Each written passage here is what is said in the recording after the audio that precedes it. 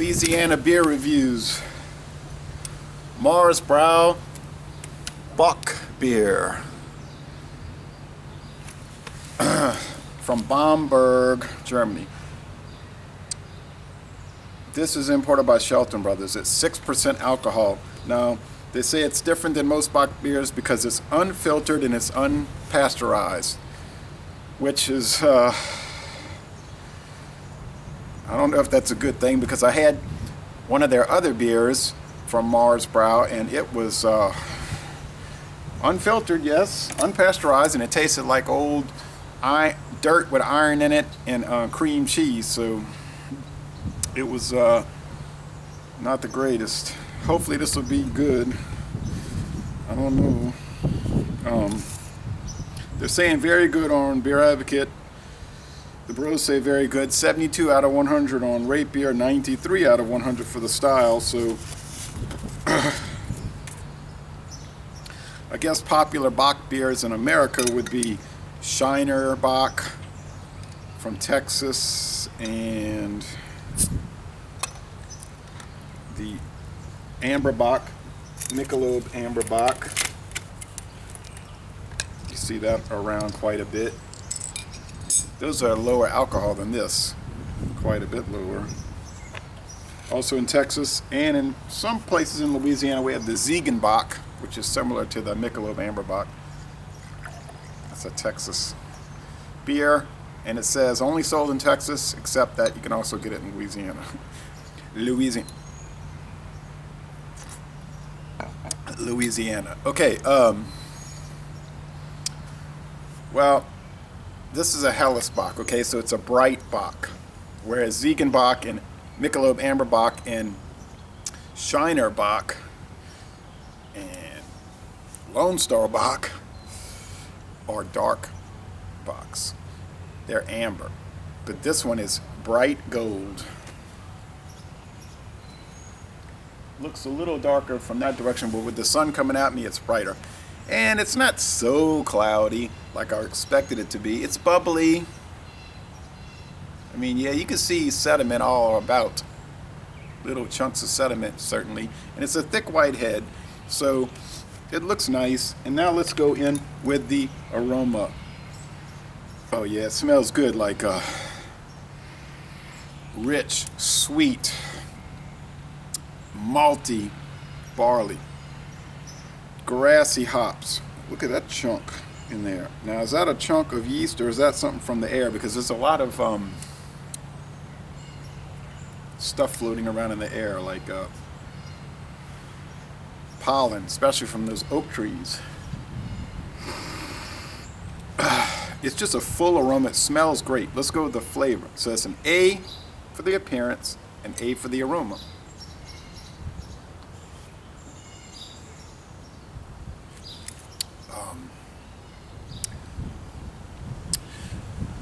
I don't know what the ingredients are. They don't say.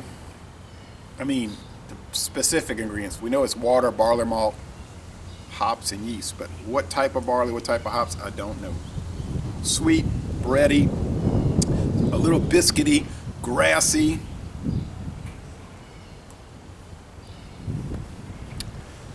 This is really good. This is great. To mimic somebody.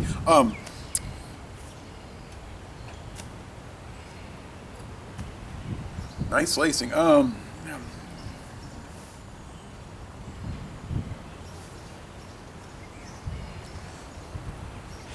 yeah, this is stuff coming in from the air.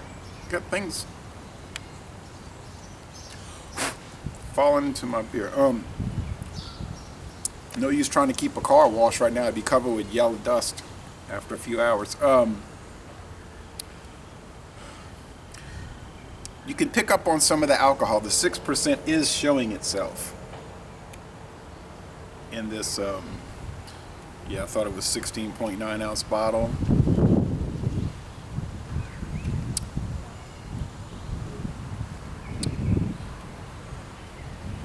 Since 1670, now that's a long time. This south wind is like incredible right now.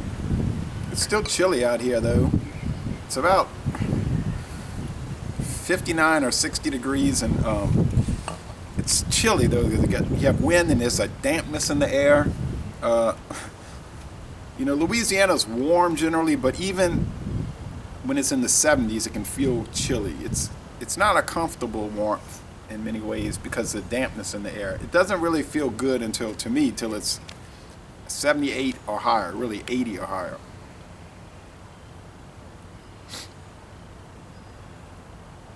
And when it's in the 40s and it's damp, which is almost always damp, it's just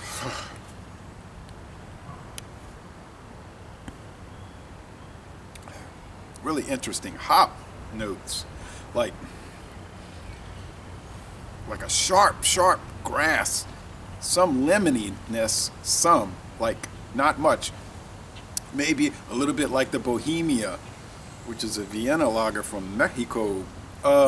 The mouthfeel is medium. It's not a watery beer. It's medium. It's a full flavored beer in a very malt liquor-like way. And the finish is dry. It's easygoing. And it's pretty refreshing here at 10 o'clock in the morning.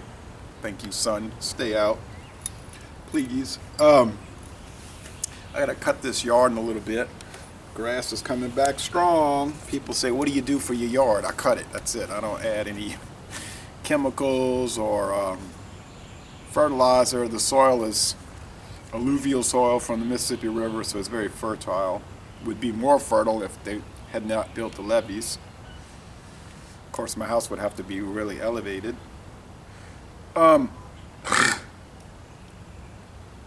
Carbonation here. Very good on Beer Advocate. 72 on Rate Beer. I think 72 is too low. Very good would be a B+.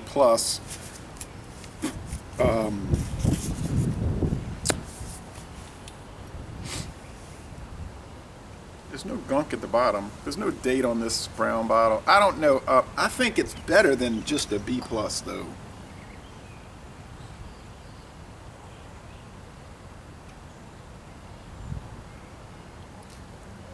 I would kind of like to do a side-by-side with this and King Cobra, because this is bright gold, bright Bock beer, and King Cobra is a bright,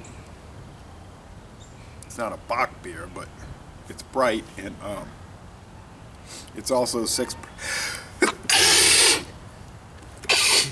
Oh man, it's pollen. It's like bizarre. Oh my. Well, I don't have it too bad. Other people are really suffering with their eyes just water. My eyes are watering a little bit. Some people are just like in torment with the pollen. Anyway, sorry about that. And of course, the King Cobra is made with corn adjunct. This is not. But they both have that sort of, it's hard to describe a malt liquor unless you drink it. It's like, it turns in your mouth like some people say cloying. It's like a weird wanky sweetness. And I think it comes from that 6% alcohol. I don't know which one is better. They're different. I mean, they're a lot different than each other. But there's similarities too. It's hard to describe. Well, I bought this at Acquista Pace, by the way, in Covington, Louisiana. I think it's really nice. I'm going to give it an A-. I'm going to say excellent at the lower end, but excellent, yeah. But if I was going to do everyday drinking, I'd probably get the King Cobra just because there's some commonalities, and then not to mention it's a lot cheaper. Now, what happened to my relic? Here's, been showing a lot of relics. Here's a relic from France. It says Napoleon III, Emperor. Empire Francais. 10 centimes. 10. D-I-X, Dixie. Well, that's how the name Dixie for the South came about. But anyway, this is a very worn coin. It's from 1862. But there's old Napoleon III, nephew of Napoleon I, Napoleon Bonaparte. This guy was the ruler of France from 1848 to 1870, and he built France into a very powerful country, pretty stable. But unfortunately for him, he was sort of a troublemaker like his uncle, always wanting to go grab land, build up the French Empire. And he did do that, but he tried to do this little excursion into Mexico, bring Mexico under France's control, and that turned out kind of bad. And then he was taking over Vietnam, Cambodia, and Laos, in that area in Southeast Asia, making that part of France's empire, into Africa also a little bit. Then he screwed around and tried to start stuff with Germany, the German states, and he got baited really into attacking Germany in 1870, which is actually what the German Chancellor, the Prussian Chancellor Bismarck, later the German Chancellor, wanted him to do.